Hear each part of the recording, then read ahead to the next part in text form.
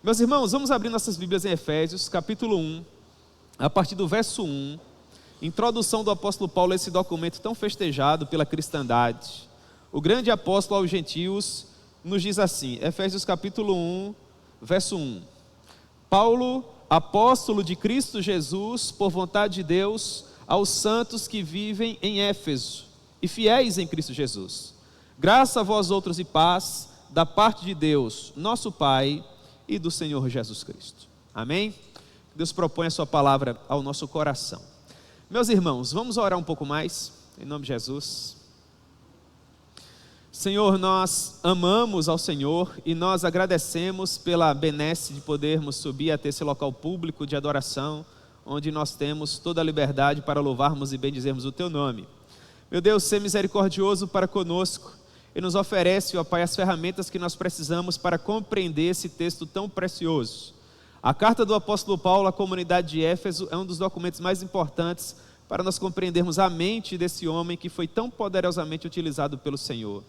Portanto, meu Deus, que o Senhor possa ser propício a todos nós, a começar dessa manhã, em que iniciamos de fato a análise desse documento, e que ao longo de todos os demais domingos, em que nós nos assentaremos ao redor dessa carta, ó Pai, que o Senhor nos fale de uma maneira simples, de uma maneira objetiva, conforme a Tua vontade, para que nós possamos guardar um bom depósito acerca de tudo aquilo que o Senhor vier a nos propor por meio dessa carta. É assim, meu Deus, que nós oramos e Te agradecemos, no nome de Jesus. Amém. Muito bem, meus irmãos, nós sabemos que o apóstolo Paulo escreveu esse documento quando ele se encontrava naquilo que atualmente nós poderíamos chamar de uma espécie de prisão domiciliar. O apóstolo Paulo, ele era um prisioneiro agora do Estado romano. A princípio, a sua prisão começou por conta de uma querela envolvendo os judeus, mas depois Paulo apela para o imperador, ele era orientado pelo Senhor a fazer isso. Aprove a Deus fazer com que o apóstolo Paulo estivesse dando testemunho dele na capital do império, que era a cidade de Roma, e através de muitos percalços, conforme nós estivemos analisando no domingo anterior, o apóstolo Paulo finalmente chega à capital do império, e uma vez estabelecido, sendo auxiliado por todos aqueles irmãos preciosos que caminhavam ao lado dele, o apóstolo começa a utilizar a tecnologia da época, que era a produção de cartas. Portanto, foi na cidade de Roma, ao longo daqueles anos de aprisionamento, que o apóstolo Paulo escreveu alguns dos mais festejados documentos de toda a cristandade. Documentos como Efésios, Filipenses, Colossenses, Filemão, e bem assim as próprias epístolas de prisão, que não são chamadas de epístolas pastorais, ou melhor, que não são chamadas de epístolas de prisão por conta do conteúdo que elas envolvem. E por causa disso, pedagogicamente, elas foram chamadas de epístolas pastorais.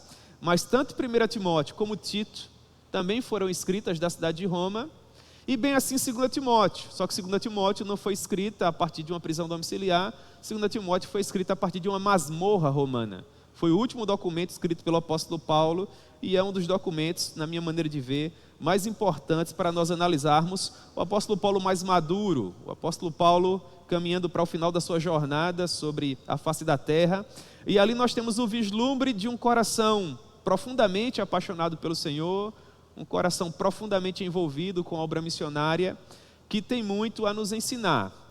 Mas a nossa missão para os próximos domingos será analisar a epístola que ele escreveu aos Efésios. Essa carta possui esse nome, mas segundo os nossos doutrinadores, aparentemente, ela não foi escrita de fato apenas para a cidade de Éfeso. Mas o documento que Paulo escreveu aos Efésios seria uma espécie de carta circular.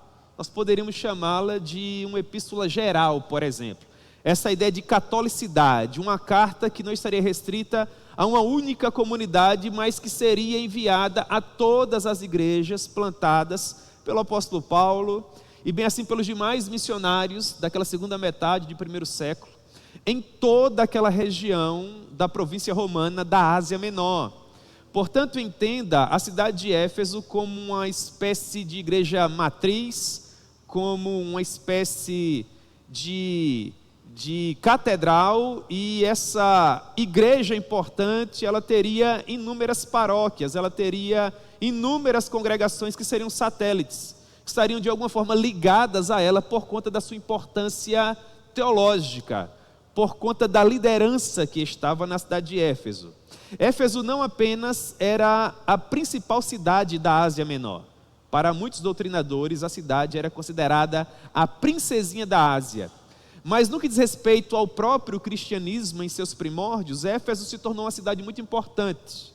Porque no primeiro momento ela foi visitada pelo apóstolo Paulo, e um ponto de pregação foi estabelecido por Priscila e por Áquila. Nós estudamos isso, final da segunda viagem missionária.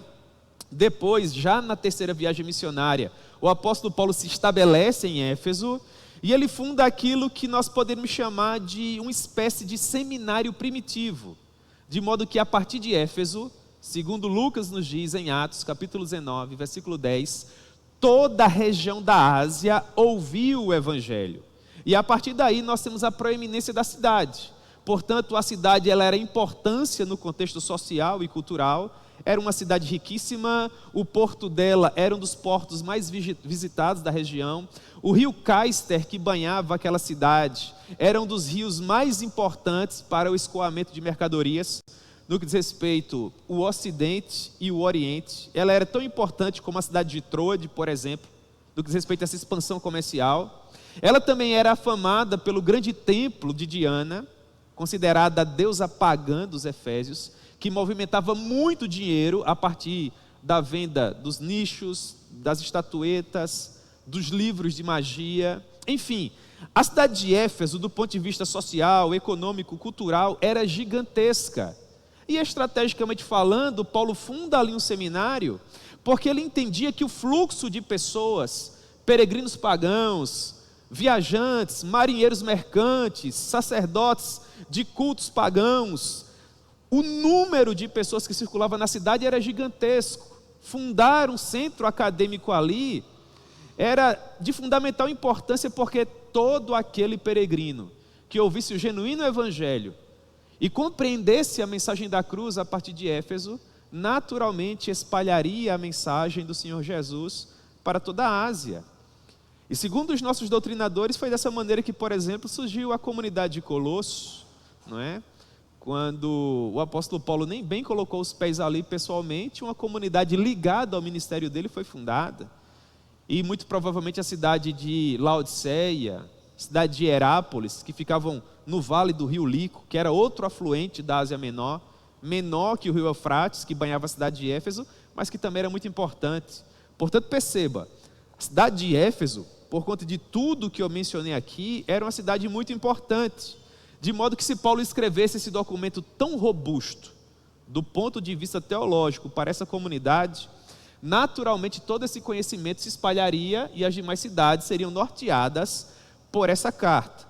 Portanto, para a maioria dos nossos doutrinadores, essa carta, se bem que corretamente chamada aos Efésios, é um documento circular que caminhou por todas aquelas igrejas plantadas pelo apóstolo Paulo e pelos seus auxiliares na segunda metade do primeiro século depois de Cristo. Amém, irmãos? Pois bem, contudo, informação importante diz respeito ao fato de que esses dois versículos iniciais não estão presentes na maioria dos documentos mais antigos. Os documentos mais antigos que nós não temos o autógrafo, a carta original escrita pelo apóstolo Paulo, mas nós temos inúmeras cópias. Em boa parte das cópias mais antigas, esses dois versos não aparecem, o que provavelmente sugere que a liderança da igreja, os irmãos que tinham responsabilidade de conduzir aqueles rebanhos, acrescentaram essa informação como uma espécie de introdução para que as demais comunidades compreendessem o que esse documento significava e por que ele estava circulando de igreja em igreja, de comunidade em comunidade. E as informações importantes seriam, em primeiro lugar, que esse documento foi escrito por Paulo. Aqui nós temos a versão grega do nome dele. O seu nome de batismo é Saulo. Ele é Saulo, originário da cidade de Tarso. Ele é descendente de uma família de fariseus. Ao longo da sua primeira infância, ele foi criado na cidade de Tarso, até que finalmente, após um rito de transição chamado Bar Mitzvah, quando o garoto judeu, fariseu, com cerca de 13 anos de idade, tinha a oportunidade de frequentar a sinagoga, no espaço reservado aos homens pela primeira vez. Então ele leria publicamente uma porção das Escrituras em sua amada língua hebraica e iniciaria aquilo que os judeus entendiam ser a metade da fase da vida, a juventude da vida. Para o judeu, a criança seria infante dos 0 até os 13 anos, uma espécie de adolescente nos dias atuais. Dos 14 aos 30 seria um jovem, e a partir dos 30, para a sociedade da época, de fato, ele seria considerado adulto. É por isso que João Batista só inicia o seu ministério com 30 anos, Jesus inicia o seu ministério com 30 anos, o próprio Paulo inicia o seu ministério com 30 anos, porque para a cultura da época, aí, com essa idade, eles eram considerados finalmente adultos. Contudo, quando Paulo se apresenta pela primeira vez, com 13 anos, na sinagoga de Tarso, as pessoas entendem que ele possuía vocação. Os irmãos do curso sabem que a igreja é quem detecta a vocação. É a igreja quem investe o vocacionado de autoridade. Você pode se intitular um pregador, por exemplo, mas se a comunidade não tiver interesse em lhe ouvir, você vai pregar para quem? Então, não somos nós que nos tornamos pregadores. A igreja nos institui pregadores. É o Espírito Santo quem reúne a comunidade dos eleitos para ouvir a exposição pública do Evangelho. Não é o pregador que vai na casa dos irmãos atraí-los para ouvir a mensagem. É o Espírito Santo quem atrai em vocês, através de um som como de um vento impetuoso, para ouvir a genuína mensagem do Evangelho. Isso é graça. E sim, assim acontece na vida do que é cantor, do que é instrumentista, do que é evangelista. É o Espírito Santo quem traz a alma para ser ali alcançada pela genuína doutrina do Evangelho.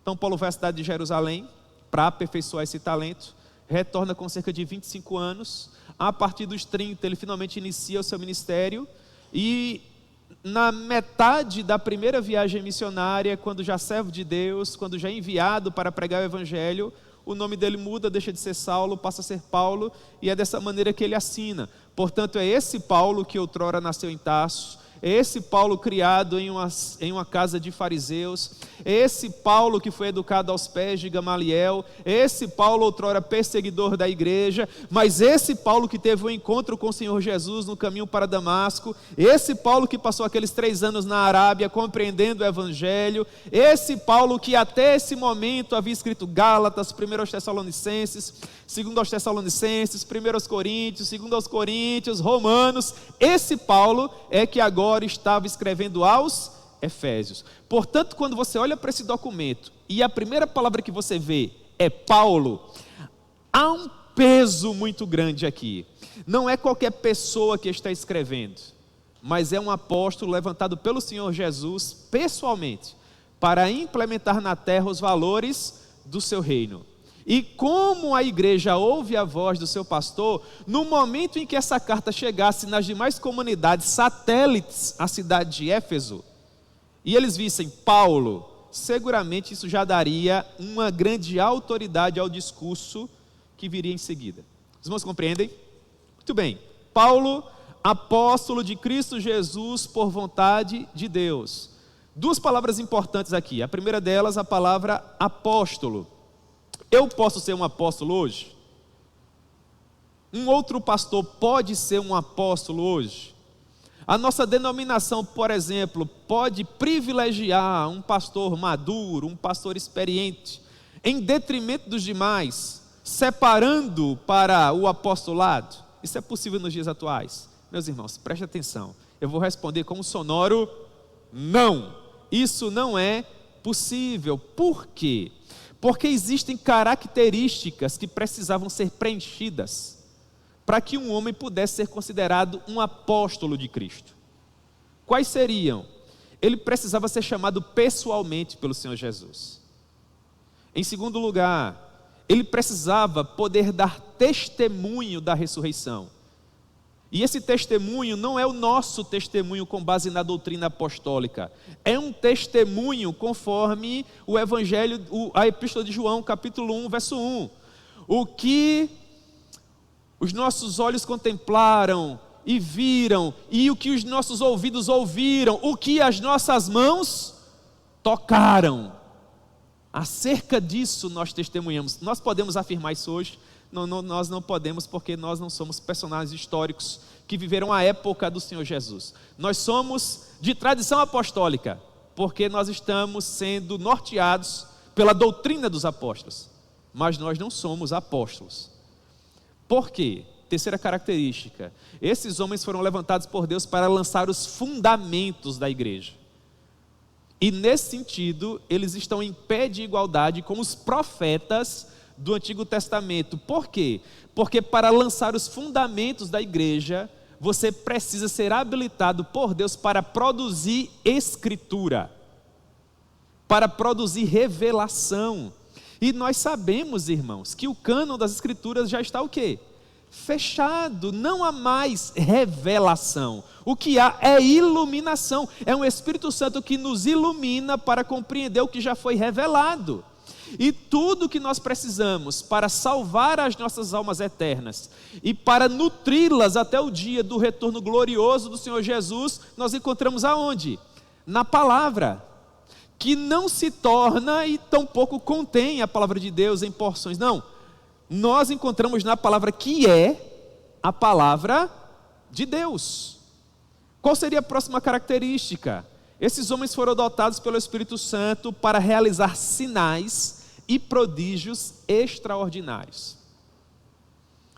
Não significa dizer que o Espírito Santo não pode fazer prodígios hoje, mas significa dizer que na proporção em que os apóstolos faziam, nós não encontramos mais.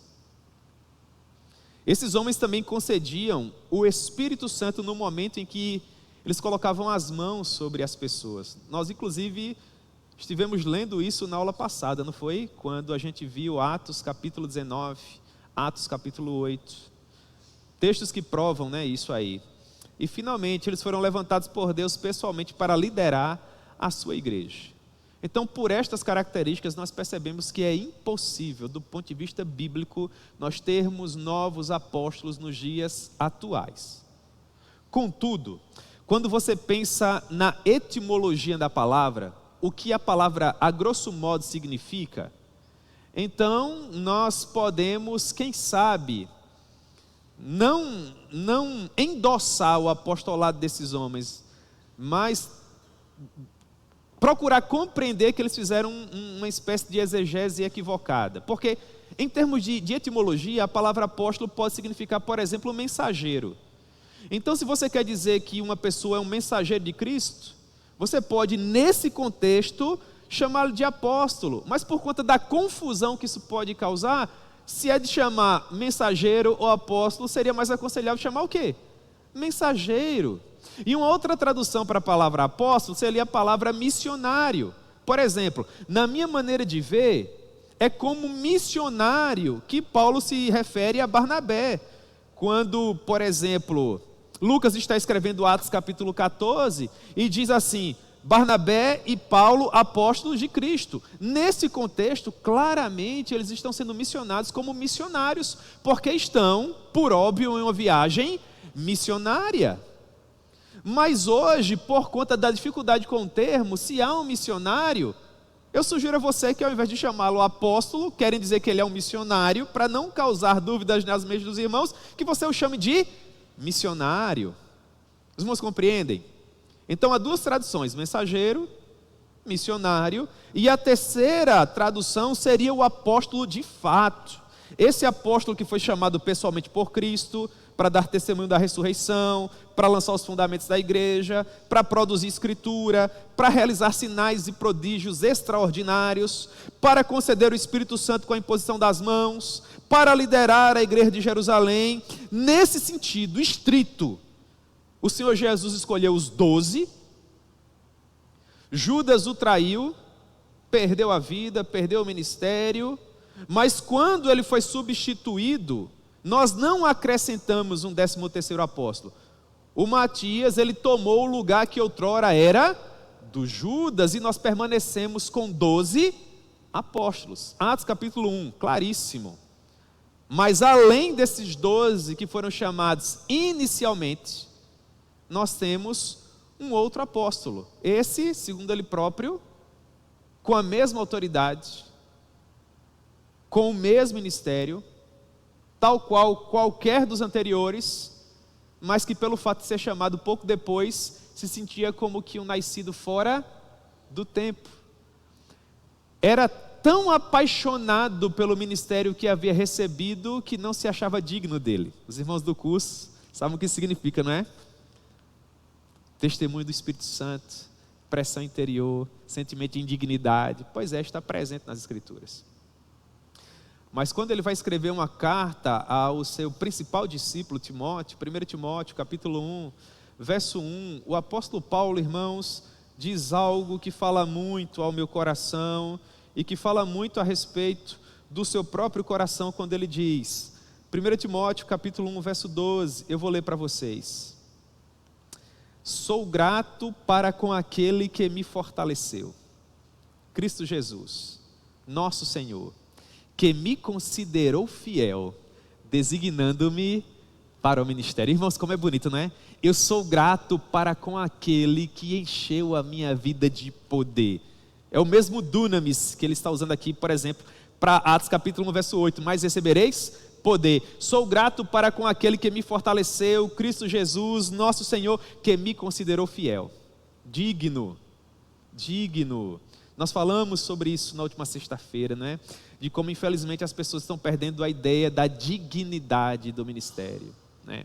Hoje em dia, infelizmente, os homens e as mulheres cometem pecados morais terríveis. Qualquer de nós pode cometer um pecado moral, infelizmente. Quem está de pé, ore para que não caia.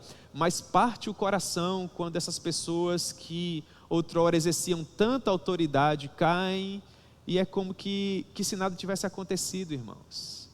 E nós pensávamos no exemplo da queda de Saul, quando Davi, que foi por tantas vezes quase assassinado por Saul, alguém que teria todos os motivos do mundo para se alegrar com a queda do ungido do Senhor, é um homem que quando recebe a notícia fica desolado. E ele diz, não noticieis nas ruas de Gate, não noticieis nas ruas de Asquelon, para que não saltem de prazer as filhas dos incircuncisos.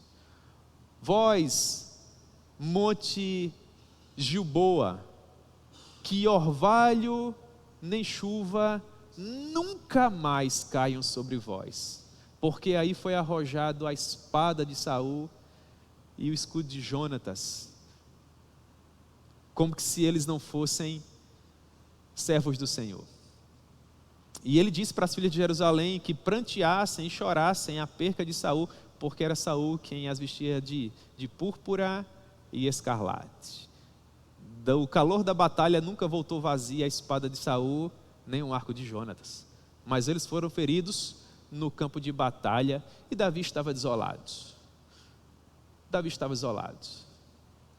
Quando Abner, capitão dos exércitos de Saul, um homem que provocou muitas mortes para o exército de Davi, foi assassinado covardemente por Joabe, que era o capitão do exército de Davi. Davi pranteou da mesma forma e ele disse, sabeis hoje que tombou em Israel um príncipe e um grande homem.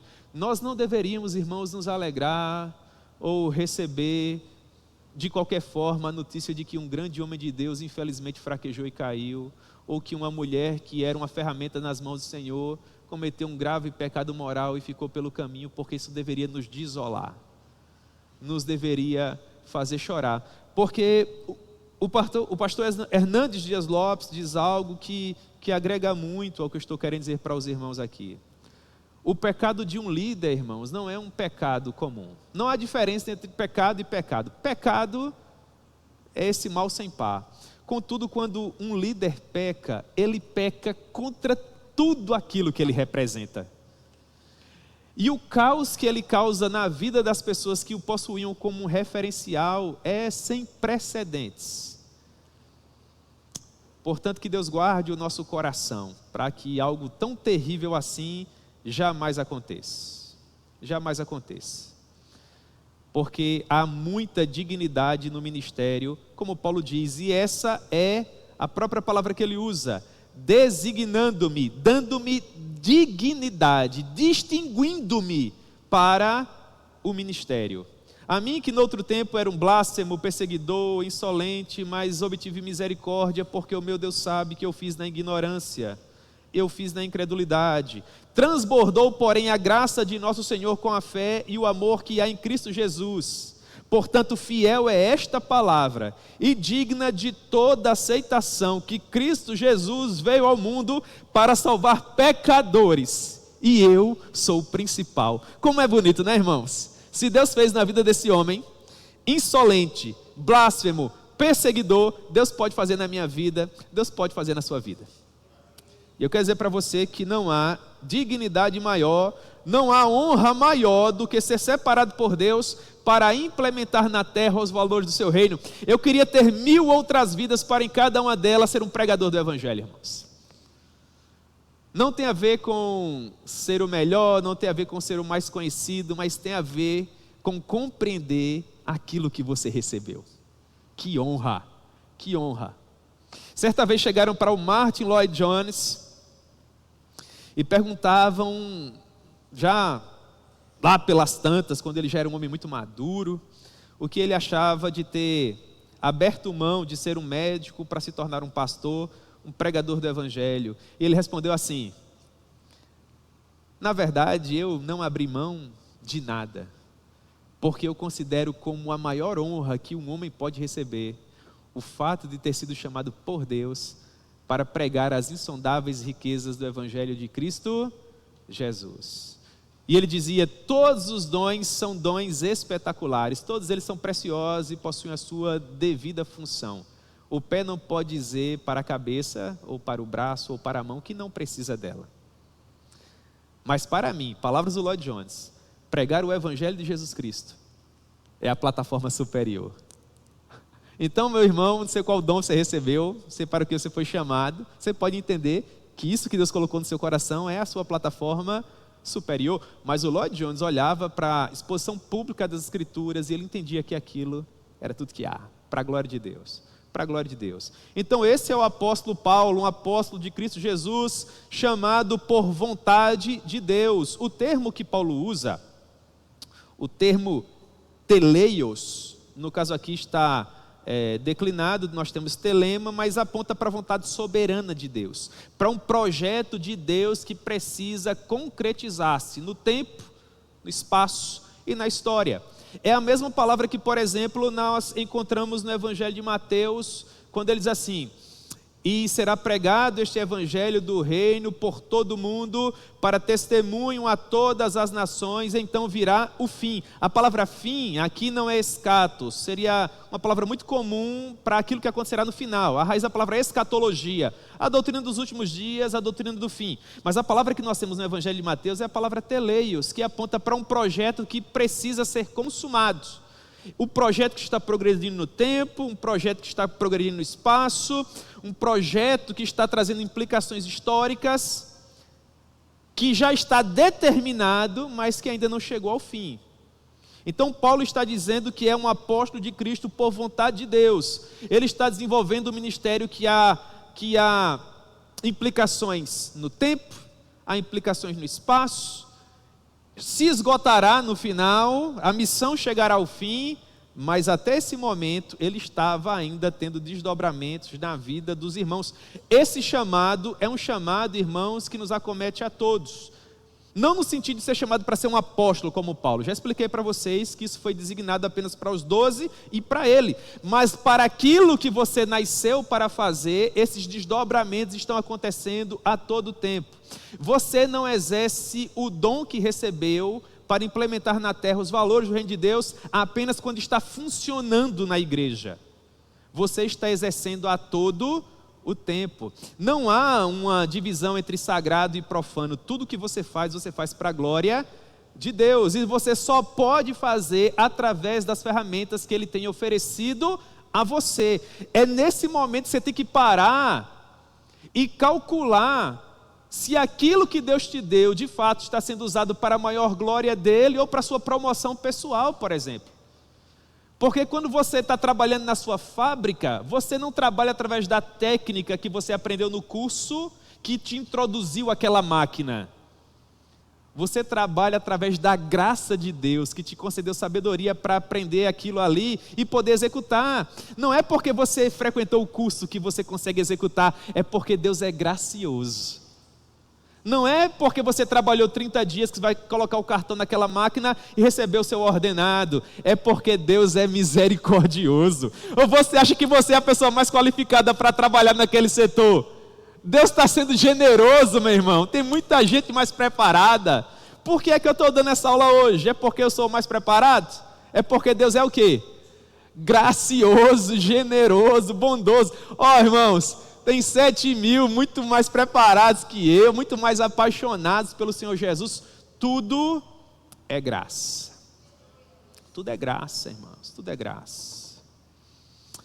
Então esse homem, chamado por Deus, pela vontade soberana de Deus, saúda a igreja de Éfeso, em Cristo Jesus, dizendo: graça a vós outros e paz da parte de Deus nosso Pai e do nosso Senhor Jesus Cristo. Nós temos uma saudação dupla aqui, graça e paz. Então Paulo escreve para gentios, geralmente se saudavam com caritas, né? Graça. E Paulo também se direciona aos judeus, que se saudavam com shalom, e no grego seria o eirene, não é? A paz. Então, gentios e judeus de todas as comunidades, eu os saúdo, tão somente por parte de duas pessoas que não trazem nem um pouco de autoridade para o discurso. Ele diz: da parte de Deus, Pai de gentios e judeus, nosso Pai, e do Senhor Jesus Cristo, Portanto, meus amados irmãos, nós temos a famosa saudação do apóstolo Paulo, apóstolo de Cristo, por vontade de Deus, aos santos que vivem em Éfeso. Nós entendemos o que essa palavra Éfeso significa: fiéis em Cristo Jesus, sendo gentios ou judeus. Nós sabemos que após a vitória de Cristo na cruz do Calvário não há mais essa divisão, e Paulo os saúda com toda a autoridade que é devida ao Deus, que é o nosso Pai, e ao Senhor Jesus Cristo, que é o nosso Senhor. Pois bem, essa é a saudação do documento. Amém, irmãos? Muito bem. A partir de agora, nós temos o que na teologia chamamos de aspecto dogmático, aspecto teológico, que seria a doutrina que Paulo vai destilar na carta. E o aspecto dogmático, o aspecto teológico, a doutrina que Paulo vai compartilhar está do capítulo 1, verso 3, até o capítulo 3, verso 1. Ou melhor, até o capítulo 4, verso 1. Então, o aspecto teológico vai do capítulo 1 ao princípio do capítulo 4. Quando Paulo vai usar a mesma sentença que ele usou para Romanos capítulo 12, na porção que inicia os aspectos práticos lá também. Depois que Paulo ensina toda a doutrina, do capítulo 1 ao capítulo 3, no princípio do capítulo 4 de Efésios, ele vai dizer: rogo-vos, pois, eu, prisioneiro no Senhor, que andeis de modo digno da vocação a que fostes chamados. Você consegue lembrar de Romanos capítulo 12, verso 1? Como é que começa? É só olhar para esse versículo aqui.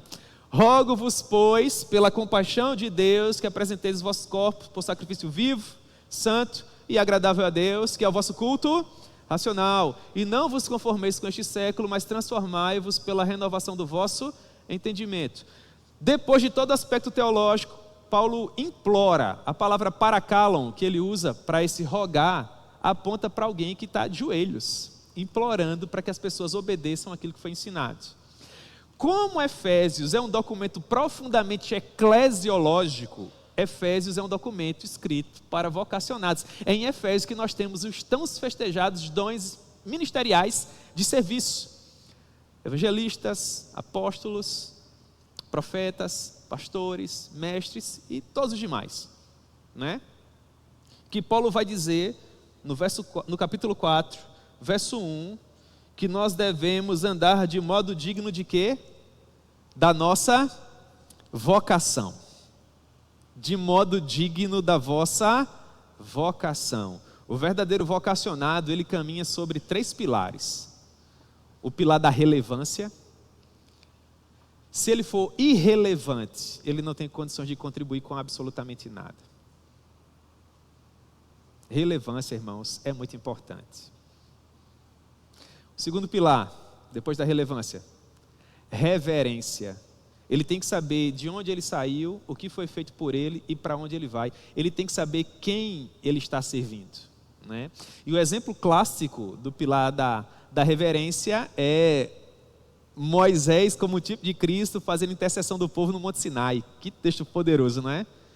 Quando o Senhor Deus em glória desceu sobre o Monte Sinai e o monte, todo ele, estremecia, aí havia fogo, fumo, fumaça, toda a comunidade de Israel trêmula, cônscia de que Deus estava presente.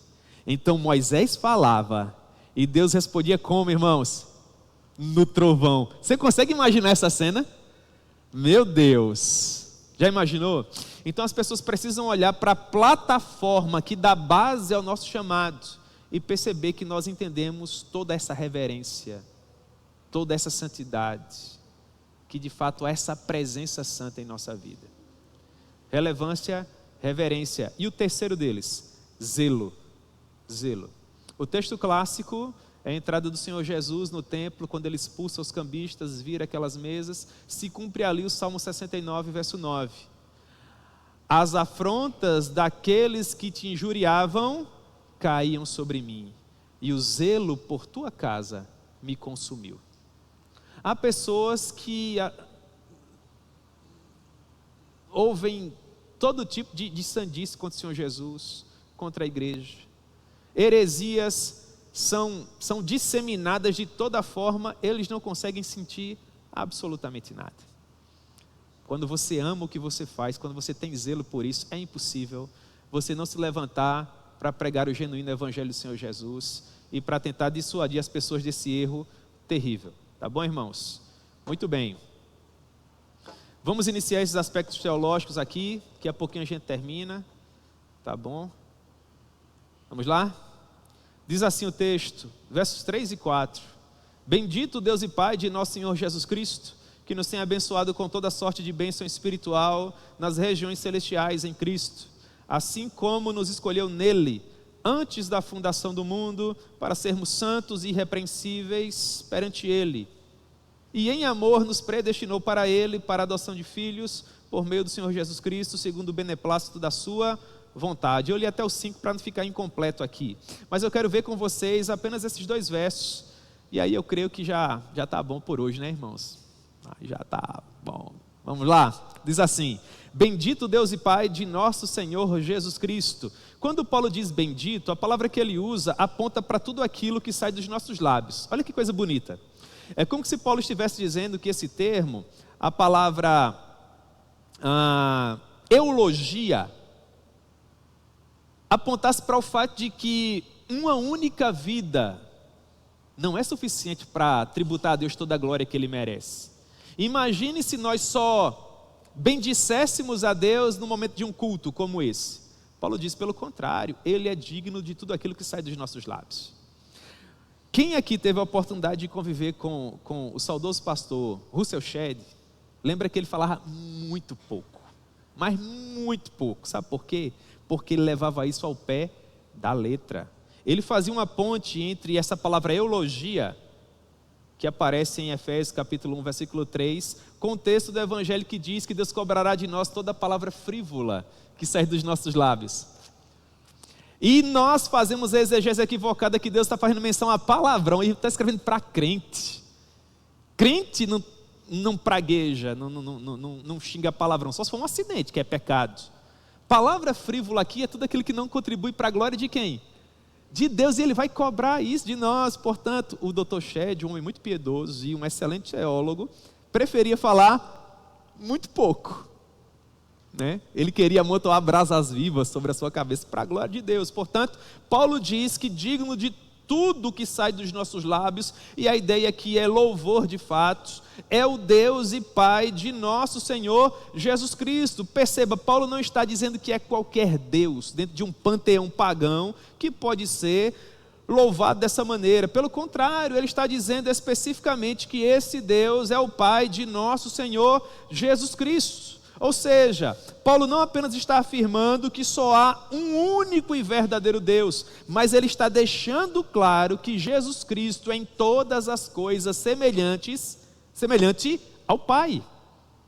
O Deus e Pai de nosso Senhor Jesus Cristo. Se Deus é o Deus Pai, naturalmente, por ter a mesma essência, o Senhor Jesus é o Deus Filho. E nós temos o terceiro, que é o Deus Espírito Santo, que tem personalidade, que é uma pessoa e que por conta disso deve ser adorado. Há um documento que foi escrito na primeira metade do quarto século depois de Cristo, que torna isso tão belo que eu tenho que ler para vocês aqui, só a porção inicial. É o chamado Credo Niceno, escrito só para ratificar a divindade do Senhor Jesus. Nós sabemos que Jesus é Deus, a Escritura deixa isso claro, mas ao longo dessa construção teológica, por volta da primeira metade do quarto século, haviam heresias que atacavam a divindade de Jesus. A igreja se reuniu em um concílio para deixar claro que é isso que a Escritura afirma. Obviamente, naturalmente, Jesus é Deus. Então, no Credo Niceno, na primeira parte, nós temos assim: creio em um Deus, Pai, Todo-Poderoso, Criador do céu e da terra, e de todas as coisas, visíveis e invisíveis, e em um Senhor Jesus Cristo, o unigênito Filho de Deus, gerado pelo Pai, antes de todos os séculos, Deus de Deus, luz da luz, verdadeiro Deus de verdadeiro Deus, gerado, não feito, de uma só substância com o Pai, pelo qual todas as coisas foram feitas. Como é belo, não é, irmãos? É neste Deus que nós cremos, o qual nos tem abençoado e doado todas as coisas concernentes à vida. As palavras do próprio apóstolo Paulo, ainda no verso 3, que nos tem abençoado com toda sorte de bênçãos espirituais nas regiões celestiais em Cristo. Perceba, Cristo não apenas nos abençoa no tempo presente, perdoando os nossos pecados na cruz, doando por meio da sua graça tudo o que nós precisamos para a manutenção das nossas vidas. Ele também nos assegura uma eternidade com Ele na glória do porvir. É por causa dessa certeza que nós somos salvos aqui na terra e que temos uma eternidade assegurada no porvir. É pela certeza de que nós já estamos assentados nos lugares celestiais em Cristo Jesus, que Romanos capítulo 8, verso 1 se torna tão importante para nós. Romanos capítulo 8, verso 1 devia ser escrito com letras douradas, irmãos, não é? Quando Paulo arremata a doutrina da perseverança dos santos, ele diz: agora, pois, já nenhuma condenação há para aqueles que estão em Cristo Jesus. Nenhuma condenação. Por que nenhuma condenação? Porque aqueles que de antemão conheceu, a estes predestinou, e aos que predestinou, a esses também chamou, e aos que chamou, a esses também justificou, e aos que justificou, a esses também glorificou. Todos os verbos no tempo pretérito, no tempo passado, algo que já está consumado. Para que não reste dúvida, aqueles que foram comprados por Cristo na cruz do Calvário, nenhum deles se perdeu. A obra do Senhor Jesus não pode cair por terra, meus irmãos. Ele não pode falhar em seu Messias. Se Ele está dizendo ao Pai que todo aquele que lhe foi confiado está seguro nele, se um dia Ele haverá de apresentar todos aqueles que o Pai lhe deu, perfeitos em glória, na presença do próprio Pai, é verdade dizer, irmãos, que ninguém ficará pelo caminho. Há pouco tempo houve a conferência Old School, não é? Na cidade de Franca, em São Paulo, meu Deus. Franca, não é, pastor? Franca, São Paulo. E houve a plenária, em que o pastor Joel Bick pregou. Meus irmãos, mensagem preciosíssima. Se você ainda não teve o prazer de acompanhar essa mensagem, está lá no YouTube, pastor Joel Bick. Irmãos, ele disse algo que o Espírito Santo escreveu sobre as tábuas de carne do meu coração. Eu jamais vou esquecer na minha vida. É o lenitivo da minha alma. Pastor Joel Bick falou assim: no céu não haverá cadeiras vazias. Meu Deus! Meu Deus do céu! Não é? Parece, irmãos, parece em termos de verdade, né? Algo parecido com o que Asaf disse, não é? O Senhor nos conduz em triunfo e depois nos recebe na glória. Como é bonito, eu amo os salmos de Asaf. Depois vai dar uma olhadinha lá nos salmos de Asaf, é muito bonito. Como nós podemos ter certeza dessas afirmações? Como o nosso coração pode descansar nessas verdades? Como eu posso dizer que eu estou seguro em Cristo? Ora, irmãos, o texto clássico para provar isso é o texto que eu já mencionei, de Romanos capítulo 8. Como é que eu posso ter certeza absoluta no meu coração de que eu já estou seguro em Cristo, na glória, de que o Espírito Santo, e isso não é um eufemismo, é verdade, de que o Espírito Santo é o pendor da minha herança, é uma prova que o meu depositário fiel, Cristo Jesus, me deu, de que um dia a palavra dele será de fato cumprida e ele voltará para me resgatar. O que me prova isso? Em primeiro lugar, Romanos capítulo 8, aquilo que Paulo chamou de pendor do Espírito, ou inclinação do Espírito, que ele diz: ora, como você pode ter certeza de que você está seguro em Cristo? Assentado nos lugares celestiais, porque os que se inclinam para o Espírito, cogitam das coisas do Espírito, e aqueles que se inclinam para as coisas do Espírito, esses possuem vida e paz, e aquele que possui o Espírito Santo, sabe que o mesmo Deus que ressuscitou a Jesus Cristo dentre os mortos, vivificará também o seu corpo mortal, por meio desse mesmo Espírito Santo que em vós habita. Primeira prova, quem está seguro em Cristo se inclina para as coisas do Espírito. Ele precisa estudar, ele frequenta a universidade, ele sai toda manhã para trabalhar, ele paga as contas dele no final do mês, ele é um cidadão como qualquer outro, mas não importa aquilo que ele faça, a todo momento ele só está caminhando para a sua amada Jerusalém Celestial.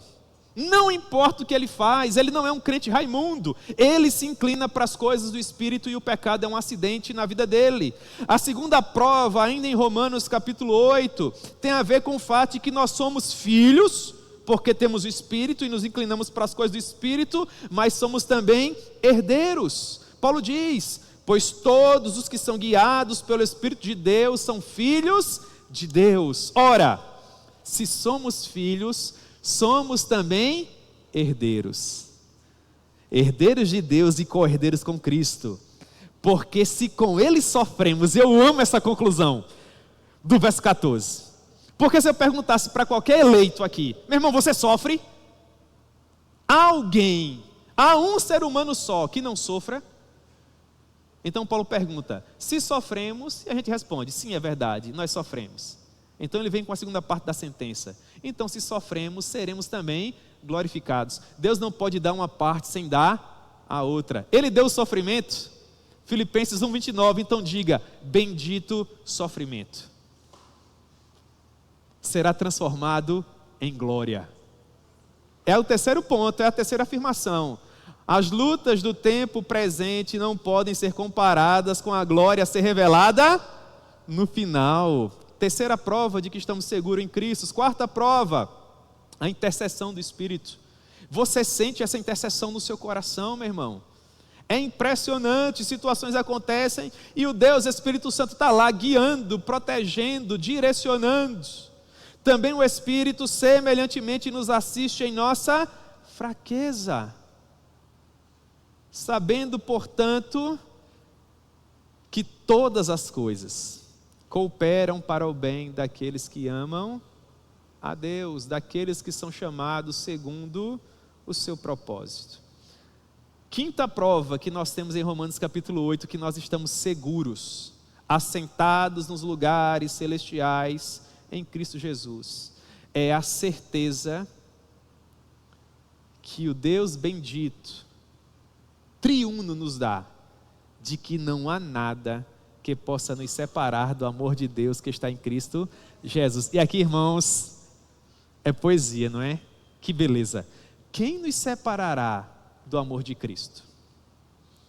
Então Paulo começa a especular. Será tribulação, angústia, perseguição, fome, nudez, perigo, espada? Isso pode. Então Paulo diz algo para que não reste qualquer dúvida no seu coração. No grego, os irmãos aí que estão se matriculando no seminário, tem um monte de seminarista agora, irmãos. Pastor Rony, ele tem uma cobrança especial com quem é seminarista. Aí sim, João Lombos, viu? Tem umas reuniões ali no gabinete. Quando a porta está lá fechada, é porque a reunião é particular. Paulo diz assim, para que você não tenha dúvida, no grego isso aqui é tão belo, irmãos, mas é tão belo, ele diz assim, porque eu estou bem certo. Há espaço para dúvida aqui? É como se na língua portuguesa Paulo estivesse dizendo, eu tenho certeza absoluta do que eu estou dizendo, pode confiar, palavra de Deus, nem a morte, nem a vida, nem os anjos, nem os principados, nem as coisas do presente, nem do porvir, nem os poderes, nem a altura, nem a profundidade. E aí ele abre o leque de uma forma que é difícil até de propor em palavras. Ele diz, nem qualquer outra criatura, em qualquer outra galáxia, em qualquer outro universo paralelo, elabore do jeito que você quiser, não há nada que possa nos separar do amor de Deus que está em Cristo Jesus. Paz que excede todo entendimento, irmãos. Segurança completa. Essa é a maravilhosa doutrina da perseverança dos santos. Nós chegaremos ao final e o nome dele será glorificado. Por isso ele diz, bendito Deus e Pai de nosso Senhor Jesus Cristo, que nos tem abençoado com toda a sorte de bênção espiritual nas regiões celestiais em Cristo Jesus. E como tudo isso é possível? Porque Ele nos escolheu nele. Em outras palavras, porque Ele quis. E assim Ele fez. E Ele fez isso antes da fundação do mundo, nos amando por meio do seu Filho unigênito, para por meio dele aplicar sobre nós todas as bênçãos oriundas da sua graça. Ele fez isso porque nos escolheu nele. E o que nós fizemos para merecer? Nada. Como nós podemos provar isso? Porque ele nos amou quando nada havia sido criado. Na verdade, a imensa maioria dos grandes teólogos que nos antecederam entendem que tudo isso foi criado para a glória de Deus e para o nosso deleite. Toda a criação é uma prova de que Deus nos ama a tal ponto que Ele criou um ambiente propício para que finalmente nós pudéssemos ser criados e amados por Ele. Certa vez perguntaram ao C.S. Lewis o motivo pelo qual o gênero humano foi criado. E a resposta que ele deu foi belíssima. Ele disse que quando só havia a trindade imanente, quando só havia a trindade, nada mais existia. Apenas o Deus Pai, o Deus Filho e o Deus Espírito Santo. Eles se encontravam naquilo que o C.S. Lewis chamou de dança eterna. Como que se cada pessoa da trindade olhasse para a outra e dissesse, glorifique a Ele, glorifique a Ele, glorifique a Ele. O Deus Pai glorifica o Filho, que glorifica o Espírito, que glorifica o Pai, que glorifica o Espírito. E o C.S. Lewis chamou isso de a eterna dança da Trindade. E a Santíssima Trindade se amou a tal ponto, e se autoglorificou a tal ponto, que esse amor transbordou e gerou os seres humanos, para que nós pudéssemos contemplar esse amor e dizer, glória a Deus. Que beleza, glória a Deus. Que maravilha, glória a Deus. Não há nada mais belo, glória a Deus. Nós contemplamos a Santíssima Trindade e a plenos pulmões nós afirmamos, glória a Deus. Eu sou bem-aventurado porque fui criado para ver esta glória. Louvado seja o nome do Senhor. E o John Piper, analisando esse pensamento do C.S. Lewis, vai mais além e diz que Deus seria muito injusto se ao longo de toda a eternidade, quando nós já estivermos no céu, Ele nos permitir olhar para qualquer outro lugar senão para Ele. Porque se o que existe de mais belo em tudo que já foi feito, em todo o universo, é esse Deus santo, uno e trino, seria um desperdício de alegria por toda a eternidade olhar um único segundo só para qualquer outro lugar, porque seria um segundo desperdiçado por não olhar para onde? Para Ele. Que beleza! Não é bonito? É bonito demais, irmão. É muito bonito, é muito bonito. Pois bem, Ele fez isso com que finalidade? Esse vai ser o assunto do próximo episódio, tá bom? Assim como nos escolheu nele antes da fundação do mundo para. Aí vem uma aplicação que é fantástica e tem a ver com a nossa vida nesse tabernáculo, nesse momento histórico.